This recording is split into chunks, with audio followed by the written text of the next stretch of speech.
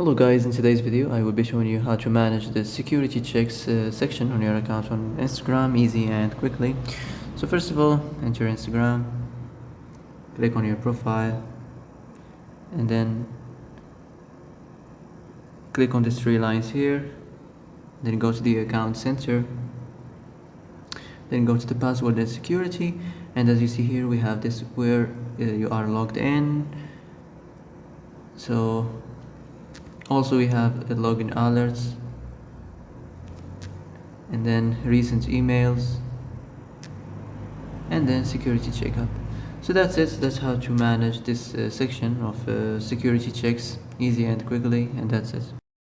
And that's it for today's video. I hope this is the answer you've been looking for.